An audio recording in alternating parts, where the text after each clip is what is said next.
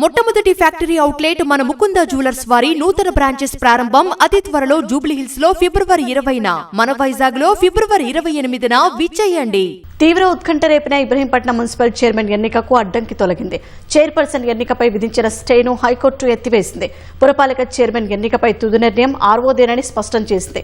తన తండ్రిని కిడ్నాప్ చేశారంటూ ఇబ్రహీంపట్నం 19వ వార్డు బీఆర్ఎస్ కౌన్సిలర్ యాదగిరి కుమారుడు దాఖలు చేసిన హెబియస్ కార్పస్ పిటిషన్పై విచారణ ముగించిన హైకోర్టు యాదగిరి స్వచ్ఛందంగా వ్యవహరించేలా చర్యలు తీసుకోవాలని ఆదేశించింది. ఇబ్రహీంపట్నం పురపాలక సంఘానికి చెందిన 19వ వార్డు కౌన్సిలర్ ఆకుల యాదగిరి అపహరణకు గురయ్యాడంటూ దాఖలైన హెబియస్ కార్పస్ పిటిషన్పై హైకోర్టులో విచారణ జరిగింది. ఈ పిటిషన్పై మంగళవారం కోర్టు ఇచ్చిన ఆదేశాల మేరకు కౌన్సిలర్ ఆకుల యాదగిరిని పోలీసులు కోర్టులో ప్రవేశపెట్టగా ఇబ్రహీంపట్నం మాజీ ఎమ్మెల్యే మంచిరెడ్డి కిషన్ రెడ్డి ఆయన కుమారుడు బలవంతంగా తీసుకువెళ్లినట్లు యాదగిరి కోర్టుకు తెలిపారు. బీఆర్ఎస్ తరపున మున్సిపల్ చైర్మన్ రేసులో ఉన్నానన్న యాదగిరి అందువల్లే తనను చీరాల తీసుకువెళ్లి బౌన్సర్లను పెట్టి మానసికంగా, శారీరకంగా ఇబ్బందులకు గురిచేశారని కోర్టుకు వివరించారు.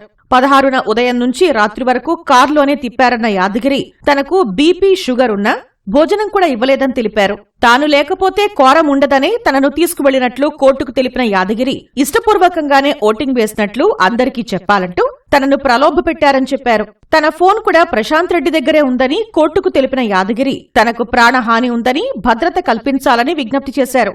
ఎన్నికను న్యాయబద్దంగా మళ్లీ నిర్వహించాలని కోర్టును కోరారు. బీఆర్ఎస్ తరపున చైర్మన్ గా వేరే అభ్యర్థి పేరు ప్రతిపాదించిన తర్వాతనే యాదగిరి మాట మారుస్తున్నారని మాజీ ఎమ్మెల్యే కిషన్ రెడ్డి తరపున న్యాయవాది కోర్టుకు తెలిపారు. బీఆర్ఎస్ చైర్మన్ అభ్యర్థికి ఇప్పటికే 15 మంది అభ్యర్థుల మద్దతు ఉందని మంచిరెడ్డి కిషన్ రెడ్డి తరపున న్యాయవాది కోర్టు దృష్టికి తెచ్చారు. ఇదే కేసులో ఇంప్లీడ్ అయిన బీజేపీ కౌన్సిలర్ తరపు న్యాయవాది హెబియస్ కార్పస్ పిటిషన్ చెల్లదని వాదించారు. చైర్మన్ ఎన్నిక జరిగిందని మంచిరెడ్డి తరపు న్యాయవాది చెప్పగా చైర్మన్ ఎన్నిక ప్రక్రియ ప్రారంభమైంది కానీ పూర్తి కాలేదని యాదగిరి తరపు న్యాయవాది కోర్టుకు వివరించారు. వాదనలు విన్న న్యాయస్థానం యాదగిరి ఫోన్ వెంటనే ఇప్పించాలని ఆదేశించింది. ఎన్నికలపై హెబియస్ కార్పస్ పిటిషన్లో జోక్యం చేసుకోలేమన్న కోర్టు ఎన్నికపై విధించిన స్టేను ఎత్తివేసింది.